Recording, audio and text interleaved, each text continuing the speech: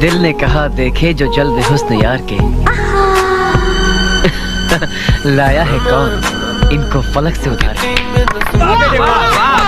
बॉलीवुड में कई सारे अभिनेता और अभिनेत्रियां ऐसे होते हैं जो सारी जिंदगी शादी न करने का ड्रामा करते रहते हैं। इन्होंने बॉलीवुड को पूरी दुनिया में शर्मसार करके रख दिया है।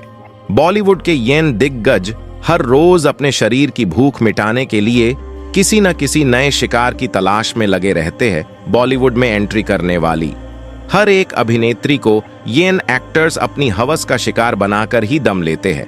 हमारी फिल्म इंडस्ट्री में ऐसी बहुत सारी अभिनेत्रियां हैं जो अपने टैलेंट से नहीं बल्कि अपनी खूबसूरती और गलत चाल चलन की वजह से बॉलीवुड में आई है।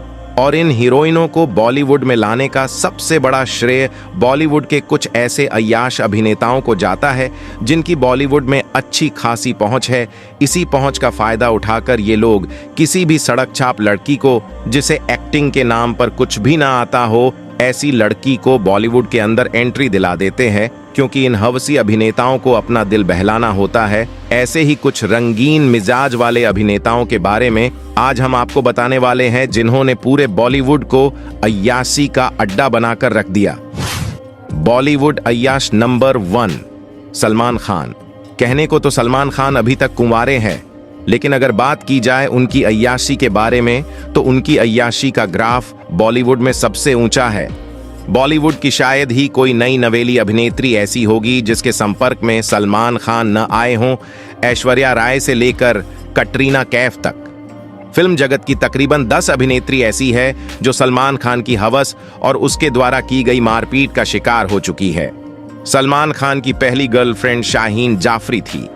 जाफरी पेशे से एक मॉडल थी। उस वक्त सलमान उनके इतने दीवाने थे कि वो शाहीन से मिलने के लिए उनके कॉलेज के बाहर घंटों खड़े रहते थे। उन दोनों की शादी भी होने वाली थी, लेकिन ये रिश्ता आगे न बढ़ सका।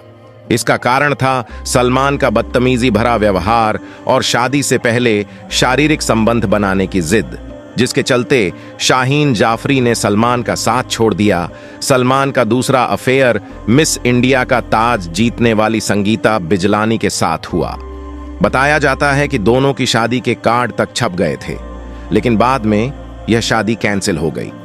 सलमान का सबसे चर्चित अफेयर था ऐश्वर्या राय के साथ का, जो कि साल 1999 में आई संजय लीला भंसाली की फिल्म हम दिल दे चुके सनम में शुरू हुआ। सलमान और ऐश्वर्या की प्रेम कहानी फिल्म की शूटिंग के दौरान शुरू हो गई थी।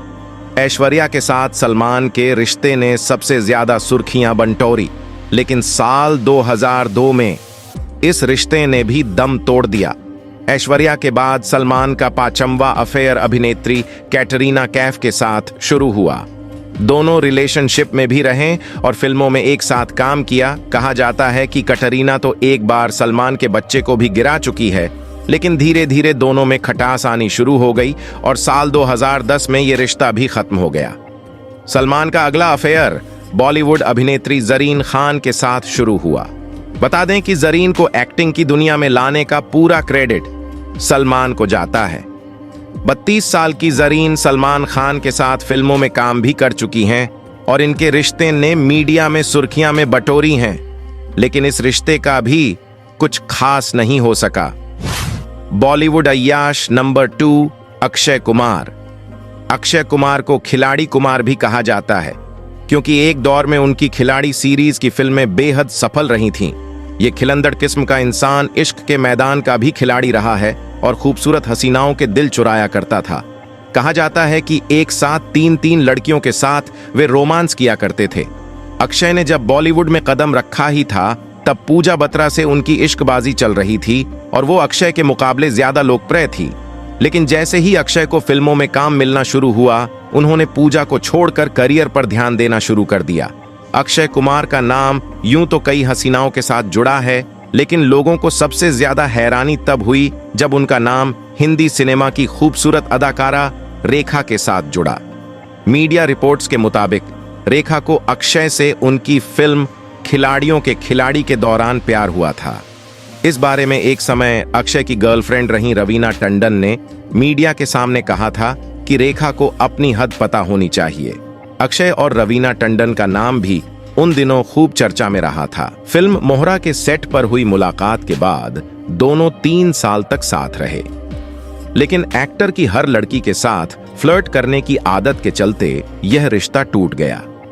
अक्षय से अलग होने के बाद रवीना ने एक इंटरव्यू में बताया था कि दोनों की लड़ाई होने पर अक्षय उन्हें मनाने के लिए सगाई कर लेते थे। रवीना के मुताबिक दोनों ने मंदिर में 2 बार सगाई की थी।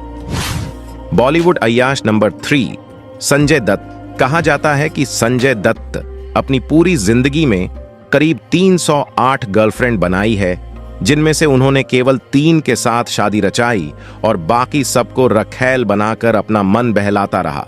उनकी पहली गर्लफ्रेंड के रूप में टीना मुनीम का नाम सामने आता है। टीना और संजय बचपन के दोस्त थे और ऐसे में दोनों के बीच प्यार हो गया। फिल्म रॉकी के दौरान उनका रिश्ता और भी मजबूत हो गया, लेकिन संजय की ज्यादा शराब पीने की आदत की वजह से टीना ने उन्हें छोड़ दिया। बाद में संजय की मुलाकात अपनी पहली पत्नी ऋचा शर्मा से फिल्म के मुहूर्त के दौरान हुई थी। संजय ने ऋचा की तस्वीर एक लोकल मैगजीन में देखी थी और तभी से वह उन्हें पसंद आ गई थी। 1987 में आर्चा आग ही आग की शूटिंग कर रही थी। उस वक्त संजय दत्त ने उन्हें प्रपोज किया था। दोनों ने 1987 में शादी की और 1988 में उनकी बेटी त्रिशाला का जन्म हुआ। ब्रेन ट्यूमर के चलते न्यूयॉर्क में 10 दिसंबर 1996 को आर्चा का निधन हो गया। संजय दत्त का नाम माधुरी दीक्षित के साथ भी जोड़ा जाता है। खबरें थीं कि 1991 में साजन की शूटिंग के दौरान दोनों एक दूसरे के करीब आ गए थे। दोनों के अफेयर की चर्चा होने लगी और कहा जाता था कि दोनों शादी करना चाहते थे, लेकिन माधुरी के पिता इस रिश्ता से खुश नहीं थे क्योंकि संजय की पहले से एक बेटी थी।